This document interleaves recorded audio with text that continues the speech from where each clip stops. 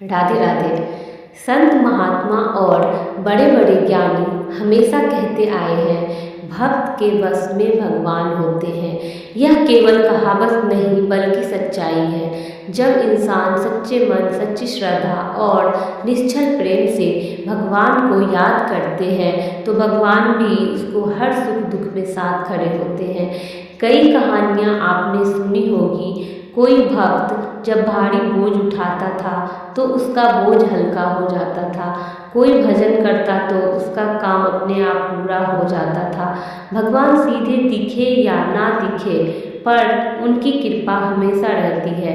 इसी प्रकार की एक अद्भुत और हृदय को छू लेने वाली घटना एक छोटे से गांव में घटी। एक शांत गांव था जहां मिट्टी के घर, कच्ची गलियां और सरल लोग रहते थे। उसी गांव में एक बूढ़ी माँ रहती थी। उसका नाम कोई नहीं जानता था। सब उसे अम्मा कहकर बुलाते थे। अम्मा बहुत गरीब थी पर उनके मन में अपार श्रद्धा थी। वह हर समय गुरु गोरखनाथ का नाम जप करती रहती थी। उठते बैठते चलते फिरते बस गुरुजी गुरुजी। उसकी एक ही इच्छा थी, काश मुझे एक बार गुरु गोरखनाथ के दर्शन हो जाते। एक दिन गांव में कुछ यात्री आए।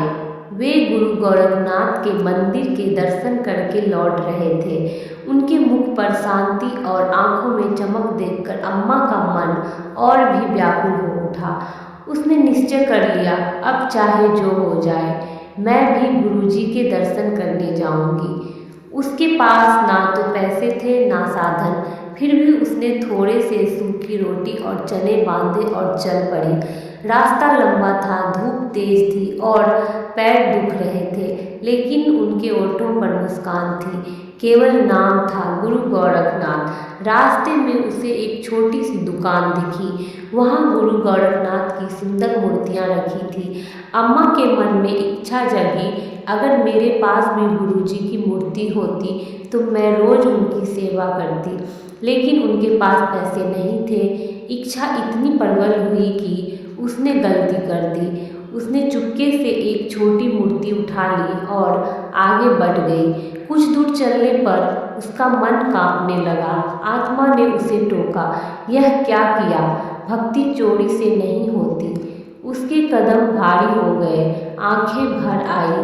वह आगे बढ़ ही नहीं पा रही थी। अंत में वह वापस उसी दुकान पर लौट आई।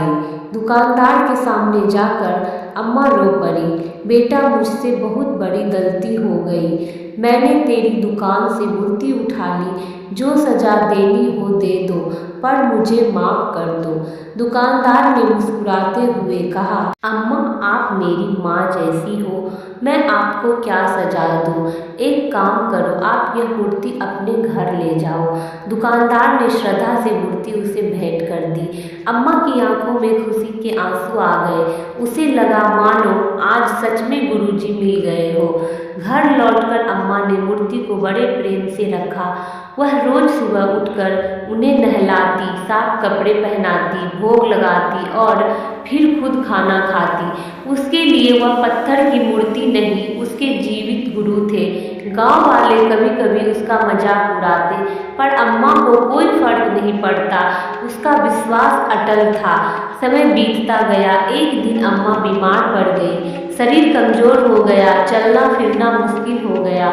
उसने अपनी बहू से कहा, बेटी आज से गुरुजी की सेवा तुम करना। बहू ने कोशिश की पर उसके मन में इतनी श्रद्धा नहीं थी। एक दिन पूजा करते समय मूर्ति उसके हाथ से छूटकर गिर गई। आवाज़ सुनकर अम्मा घबरा गई और रोने लगी, मेरे गुरुजी को चोट लग गई, जल्दी डॉक्टर बुलाओ। घर वाले समझाते रहे, अम्मा यह तो पत्थर की मूर्ति है, पर अम्मा नहीं मानी। आखिर बेटे ने उसका मन रखने के लिए डॉक्टर को बुला लिया। डॉक्टर आया। उसने सोचा बूढ़ी माँ का बहन है, समझाना पड़ेगा। उसने मजाक मजाक में अपनी मशीन मूर्ति के पास लगाई और अचानक वह सन्न रह गया। मशीन से धक धक की आवाज़ आने लगी, जैसे दिल धड़क रहा हो। डॉक्टर ने दोबारा लगाया, फिर वही आवाज़, तीसरी बार लगाया, फिर वही आवाज़। उसके हाथ कांपने लगे, माथे पर पसीना आ गया। वह समझ गया यह कोई साधारण बात नहीं। डॉक्टर अम्मा के चरणों में झुक गया। माँ, आपकी भक्ति सच्ची है, भगवान आपके प्रेम से बंध गए हैं। अम्मा की आंखों में आंसू बह निकले, पर इस बार यह आंसू दुख के नहीं, आनंद और विश्वास के थे। इस कहानी का अर्थ यह नहीं है कि हर मूर्ति में दिल धड़कता है, बल्कि यह है कि सच्ची श्रद्धा में इतनी शक्ति होती है कि इंसान को भगवान अपने पास महसूस होने लगते हैं। भगवान को महंगे मंदिर, बड़े चढ़ावे या दिखावा नहीं चाहिए। उन्हें चाहिए सच्चा मन, सच्चा प्रेम और सच्चा विश्वास। जब मन साफ हो, नियत पवित्र हो और भक्ति सच्ची हो तो भगवान किसी न किसी रूप में अपने भक्त की लाज जरूर रखते हैं। यही भक्ति की असली ताकत है, जो पत्थर को भी भाव से भर देती है और इंसान के दिल में उम्मीद की ज्योति जला देती है।